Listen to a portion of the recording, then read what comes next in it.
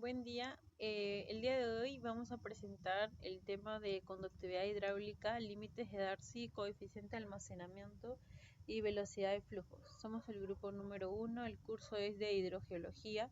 Los integrantes son Judith Guaripata y quien le habla Marité Sarmiento. Empezamos hablando acerca de la conductividad hidráulica. ¿Qué es esto? Bueno, la conductividad hidráulica del suelo es la capacidad de este para poder transportar agua hacia sus perfiles interiores. Esta propiedad física es un indicador de la estabilidad de la estructura y del grado de compactación del suelo. También se habla acerca del movimiento de agua a través del suelo. El agua fluye a través de los poros interconectados que resultan de la disposición de las partículas individuales y de la agregación de estas mismas, pero para que se produzca un movimiento se requiere una diferencia de potencial y la capacidad del medio para poder transmitir agua. La conductividad hidráulica depende de la viscosidad del fluido, del tamaño de poros, del tamaño de granos, de la relación de vacíos, de la rugosidad de las partículas, el grado de saturación. Por ejemplo, en suelos arcillosos también influye la estructura, la concentración iónica, el espesor de capas de agua en las partículas y la conductividad es mayor en suelos saturados y aumenta con la saturación. Ahí tenemos algunos tipos de suelo como grava, arena gruesa, arena fina, arcilla y su conductividad hidráulica, los valores típicos que se encuentran en estos suelos saturados.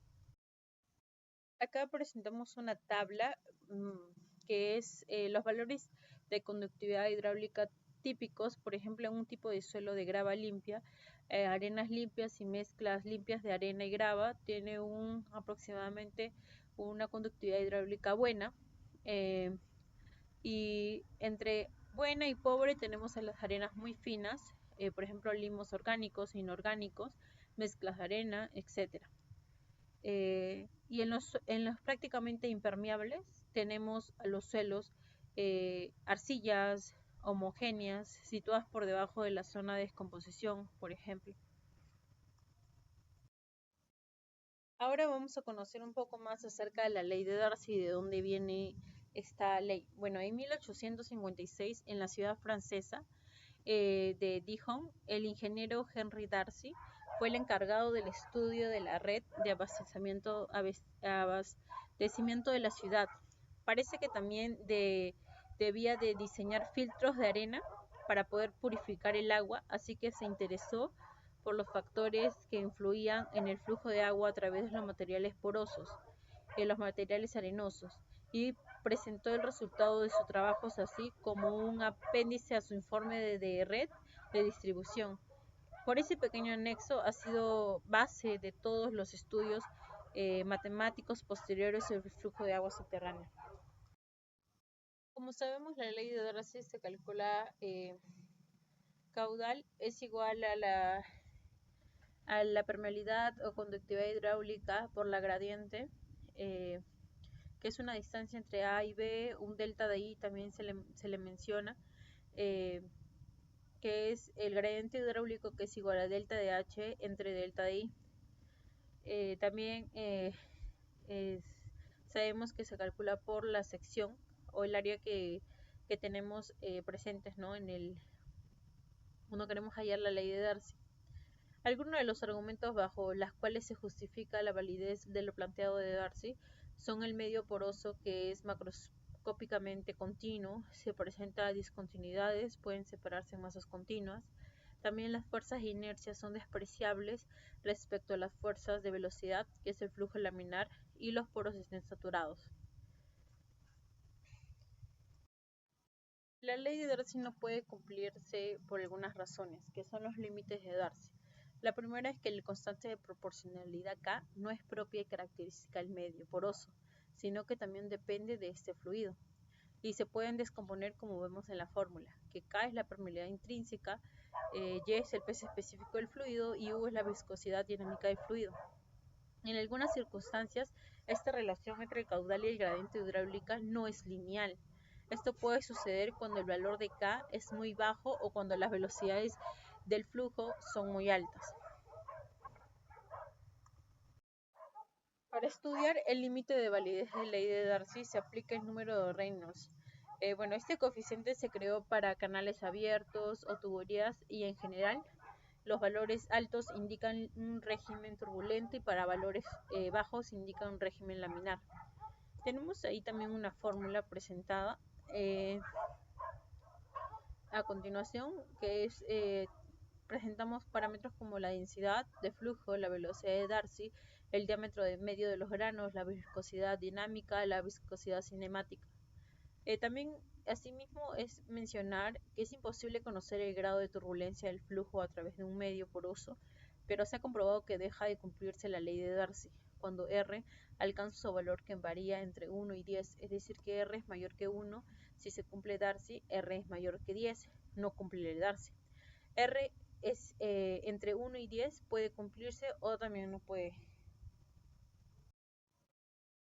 Esta es una simulación, es una página web que encontramos acerca de una simulación de conductividad.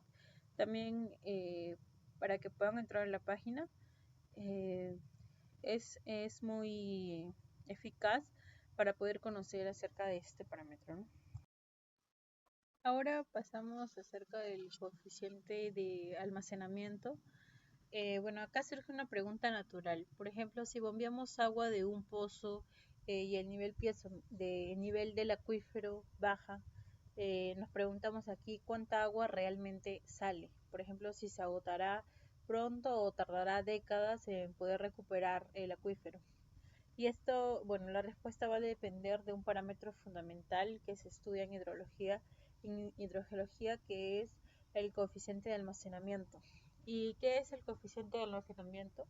Es un parámetro hidrogeológico que cuantifica la cantidad de agua que un acuífero puede almacenar o liberar por unidad de superficie, cuando el nivel piezométrico cambia en una unidad de altura. En palabras fáciles, por ejemplo, si tenemos 1 metro cuadrado de terreno sobre un acuífero y el nivel del agua desciende 1 metro, el coeficiente nos dice exactamente cuántos metros cúbicos de agua salen de ese acuífero. Ahora vamos a pasar a las características del coeficiente de almacenamiento. Parte de las características del coeficiente de almacenamiento tenemos que es adimensional porque sus unidades se eliminan entre sí al dividir un volumen de agua en metros cúbicos entre un área de metros cuadrados y un cambio de nivel m. Al simplificarlo nos va a quedar 1, por ello que no tiene unidades. ¿Y cuál es la fórmula del coeficiente de almacenamiento? Se calcula a partir de dos propiedades más básicas, que es el coeficiente del almacenamiento, es igual al almacenamiento específico por el espesor saturado. S es igual a S sub S por B. B es el espesor saturado.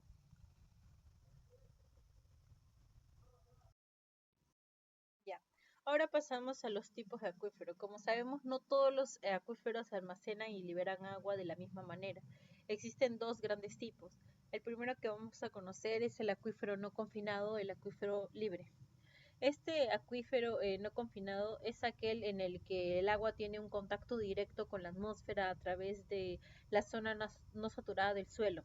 En este tipo de acuífero, el coeficiente de almacenamiento se denomina también almacenamiento específico, es llamado también así, y es relativamente alto.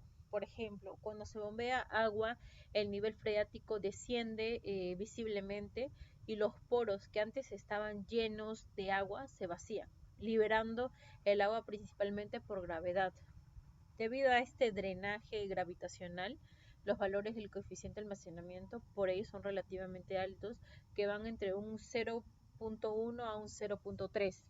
Esto significa que por cada metro cuadrado de superficie, por cada metro que desciende el nivel freático, el acuífero puede liberar aproximadamente entre 100 a 300 litros de agua. El siguiente acuífero a conocer es el acuífero confinado. Este es aquel que se encuentra atrapado entre dos capas impermeables y el agua está bajo presión. Por ejemplo, cuando se bombea el agua, el espesor saturado prácticamente no cambia, es decir, los poros no se vacían como en un acuífero no confinado. En este caso, el agua se libera debido a una ligera expansión del agua y una pequeña compresión de la roca al disminuir la presión. Como este efecto físico es muy pequeño, el coeficiente de almacenamiento también presenta valores muy pequeños, valores típicos entre 0.0001 a 0.001. En términos prácticos, bajo las mismas condiciones que el ejemplo anterior, el acuífero sólido libera de 10 mililitros a 1 litro de agua aproximadamente. Ahí tenemos una tabla comparativa entre el acuífero no confinado y el acuífero confinado. Bueno, entre las diferencias ya había mencionado que el acuífero no confinado es también llamado almacenamiento específico.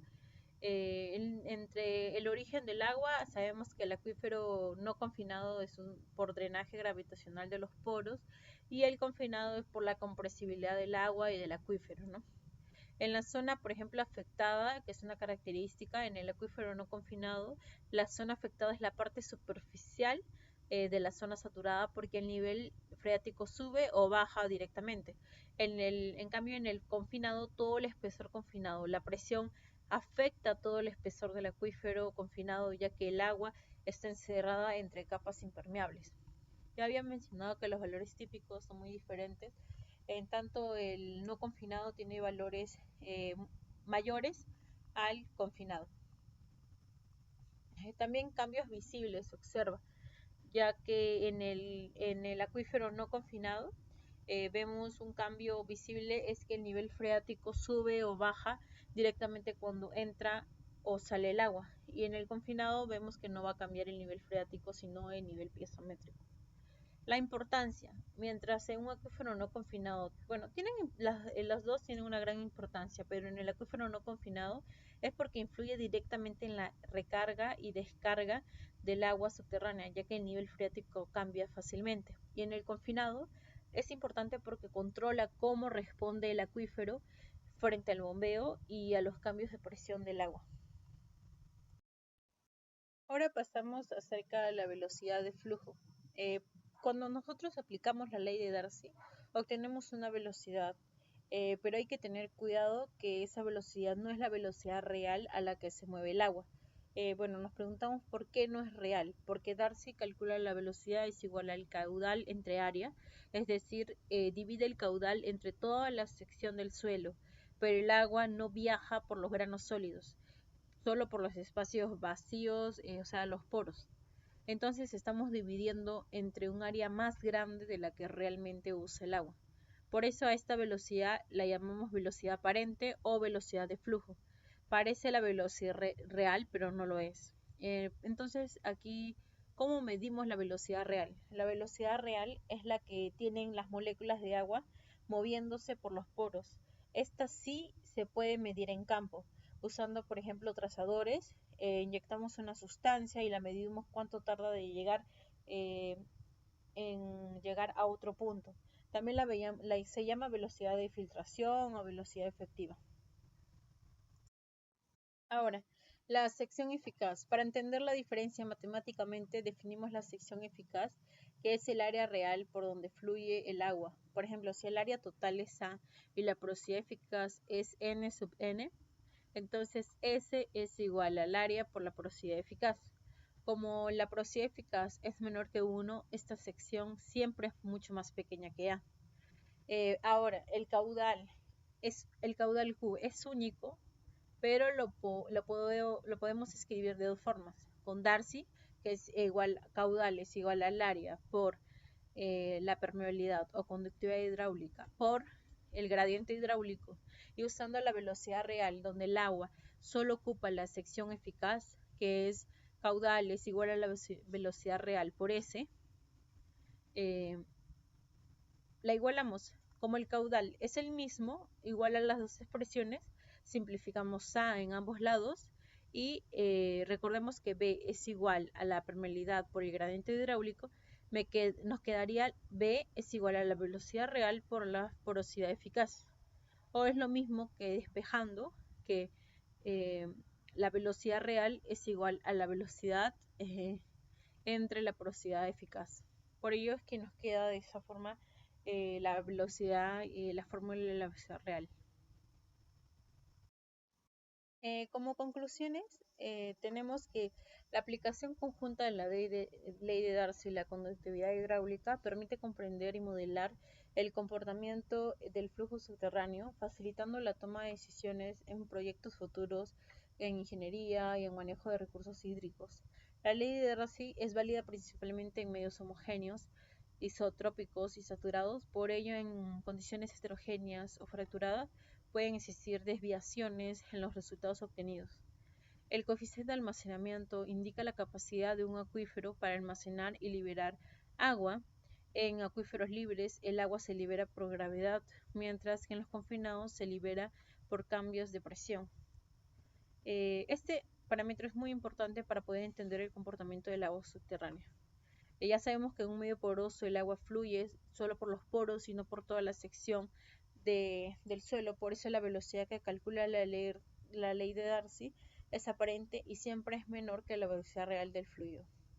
Distinguir ambas velocidades es esencial para poder estimar el movimiento del agua y el transporte de contaminantes en acuíferos. Gracias.